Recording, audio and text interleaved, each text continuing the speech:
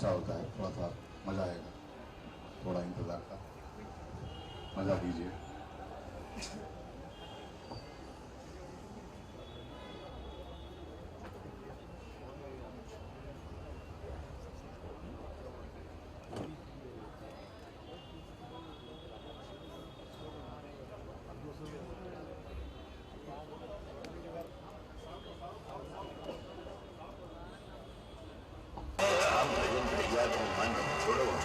आदमी गाड़ी से उतर के तो बाग को अलग ही फर्क पड़ा थे। तू का स्प्लेंडर गाड़ी नहीं ले लेता? 50,000 की स्प्लेंडर मेरे ससुर को खिंचाए के तू बलात्कार को कंपल्सरी को लुगाई का। अच्छा वो बड़ी सी पिछाड़ी रही तो बात दूर से बलात्कार करवानो है कि सत्यनारायण की कथा करवानो है? क्या भी औरत बलात्कार को मना कर रही हो? क्या करूं तुम्हें बस लुगाई बनने को नाटक करने है बस। एक पार्टी बैकवर्ड हो और दूसरी फॉरवर्ड, तब वो गुंजाइश बनत है। बाकी की बातें मान आने के बाद ऐसी दफ्तर पे ही हो जाएंगी। शादी बनाई अकेले खाने की फिराक में हो मृगास। Forward people raping backward people and backward people raping forward people. 50,000 compensation मिलता है, 6-7 पार्टी पहले ही बन गयो तो ये बेचारा कहा बचातो का बांध तो बलात्कार में हो तो मेरी इज्जत मिट्टी में मिल जाएगी। बने एक और बलात्कारी का इंतजाम हो सकता है हुजूर। अरे हमने का कारखाना खोल रखा है, बलात्कारी का इंतजाम हो सकता है। चलाए खाए खाए चलौना अब हीरो है। हो जाओ भैया दाएं बाएं चलौना अब हीरो है। अब भाई 2 बार दिखाया, कम से कम तालियों से स्वागत तो कीजिए भाई। पसंद आया एकदम बिल्कुल। बड़ी दिलचस्प कहानी है। नमूना है बहुत सारी ऐसी योजनाएं जो सरकार संजीदा ढंग से, संवेदना से, सोच से बनाती है, लेकिन उन योजनाओं को निरर्थक करने के लिए जिसमें तरह तरह के लोग शामिल होते हैं। आम लोग भी होते हैं, आम लोग बहुत कम होते हैं, आम मतलब गरीब लोग, उसमें पुलिस अधिकारी, उसमें डॉक्टर, उसमें विधायक, ये सब लोग उसमें शामिल होते हैं। सरकार अगर आपको बहादुरी का अवार्ड देती है, 5 लाख 10 लाख जो भी है, जब आप वो लेने जाते हो तो ये तय है कि आपसे 10% मांगा जाएगा।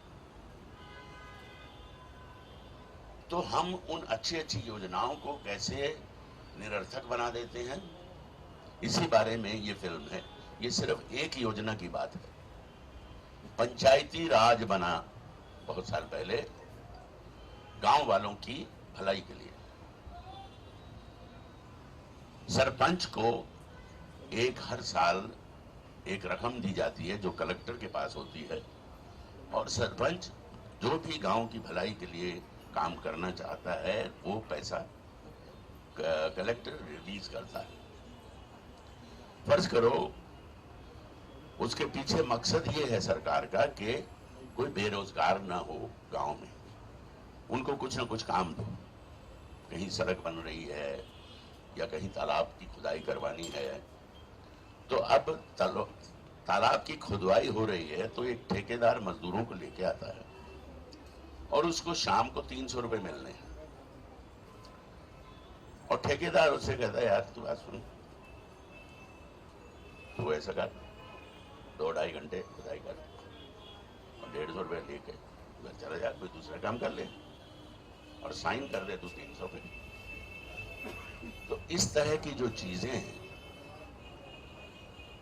और उसमें गरीब आदमी भी उसका हिस्सा बन जाता है, इन द सेंस या तो कोई दूसरा काम करेगा या है ही वो साला सुस्त कि चलो 150 मिल रहा है, 50 की तो दारू पीऊंगा अभी। तो इस तरह की बहुत सारी ऐसी योजनाएं हैं। ये तो एक रेप के ऊपर ये योजना है, और एक मैंने आपको बताया कि पंचायती राज के बारे में है। और एक फिल्म मैंने की थी धूप, जो कि सच्ची कहानी पे आधारित थी, और और वाजपेयी जी के पास जब वो प्रोफेसर, वो नौजवान कैप्टन, यंग अकेला लड़का माँ बाप का शहीद हुआ था कारगिल में, तो मुआवजे में उनको पेट्रोल पंप का एक जमीन दी गई थी पेट्रोल पंप के लिए। उन्होंने मना कर दिया था कि भाई हम क्या करेंगे, मैं पढ़ाता हूँ, मेरी बीवी लाइब्रेरियन है और हमारे लिए काफ़ी है, हम सुरक्षित हैं। लेकिन इंसिस्ट किया आर्मी ने, सरकार ने, तो उन्होंने दी। अब जिस विभाग में वो जाएं, पानी कनेक्शन के लिए, बिजली कनेक्शन के लिए, हर कर्मचारी जो है वो रिश्वत मांगे और उसमें 75% जो संवाद हैं वो पिता ने जो बोले हैं वो हैं और जो कर्मचारियों ने बोले हैं वो हैं। जैसे एक है कि पिता ने कहा कर्मचारी से कि देखो मेरे भाई, मैंने देश के लिए अपना इकलौता जवान बेटा खोया, दिया है देश को। सर हुजूर, मैं मानता हूं आपने देश को दिया है, लेकिन हमें क्या दिया है? मतलब ऐसी क्रूर बात कहना बड़ी बेशर्मी की ये हद है। तो ये सुधार तो हम सबको अपने अपने मन में लाना पड़ेगा।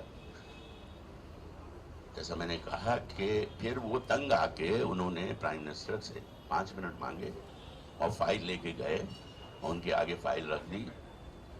तो अगर आप कोशिश करो, हार ना मानो, शिकायत करो, तो कुछ ना कुछ होगा जरूर, क्योंकि सभी लोग तो करप्ट नहीं है। अगर सभी लोग करप्ट होते तो आज मुल्क ने जो पिछले 50-60 साल में तरक्की की है वो नहीं हो पाती। मुझे याद है वो भी वक्त जब फोन मिलाते थे कि घर में मृत्यु हो गई, खबर पहुंचानी है रिश्तेदारों को, 1 हफ्ता लग जाता था फोन कनेक्ट होने में, ट्रंक कॉल।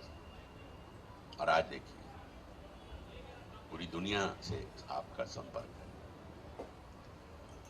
खाद्य सामग्री हमारे पास जरूरत से ज्यादा है, वितरण प्रणाली हमारी वो कमजोर है, उसका डिस्ट्रीब्यूशन सही नहीं हो पा रहा है। लेकिन खाद्य सामग्री इतनी है कि हम पड़ोसी देश को भी दे सकते हैं। जब मैं कॉलेज में था तो हमारे पास गेहूं नहीं थी, अमेरिका भेजता था वो गेहूं जो वो जानवरों को खिलाते थे। मैं उन पे कटाक्ष नहीं कर रहा हूं, मैं ये सिर्फ ये कह रहा हूं कि भाई हम शुक्रगुजार थे उनके, भाई उन्होंने जो उनके पास था वो भेजा। अगर कोई गरीब आदमी मेरे पास आए मांगने हैं, अगर मेरे पास मोटा चावल है तो वो तो धन्यवाद देगा ना कि भाई कोई बात नहीं यार, मेरा पेट तो भरेगा। तो आज हमारे पास जरूरत से ज्यादा सामग्री है, लेकिन बहुत सारी चीजों में अभी भी असमानता बहुत ज्यादा है। पड़ोसी देश से वैसे कम है, हमारे यहाँ मध्यम वर्ग बहुत बड़ा है, उनके यहाँ मध्यम वर्ग है ही नहीं।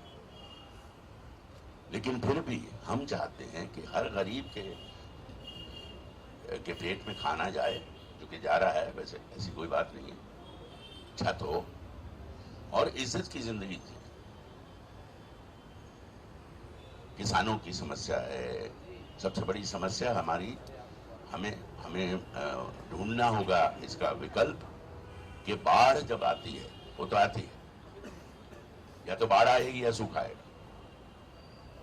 और पानी पर्याप्त है हमारे पास, लेकिन हम उसके लिए कोई विकल्प नहीं ढूंढ पा रहे हैं। ढूंढना चाहिए। बहुत सारी चीजें हैं जो अभी करनी बाकी हैं। ये तो शर्म की बात है ना, एक किसान भी अगर आत्महत्या करे, जिसे हम धरती पुत्र कहते हैं, और वो हमारे पेट में दाना डालता है। मेरा बेटा यहाँ बॉम्बे में पैदा हुआ है, उसने गांव नहीं देखा था। मैंने कहा बेटा बहुत जरूरी है गांव देखना। मैं शूटिंग कर रहा था दिल्ली 6 की, जयपुर से कुछ 150 किलोमीटर दूर, वहीं हम रिजॉर्ट में ठहरे थे। तो आया, मैं उसको लेकर लोकेशन जा रहा था कि रास्ते में खेत आए, मैंने गाड़ी रोकी, मैंने कहा बेटा उतरो। 11 साल का था तब वो। बोले क्या हुआ? मैंने कहा उतरो तो सही। वो उतरा, मैंने कहा ये क्या है सामने? ये खेत है। मैंने कहा हाँ, सही है।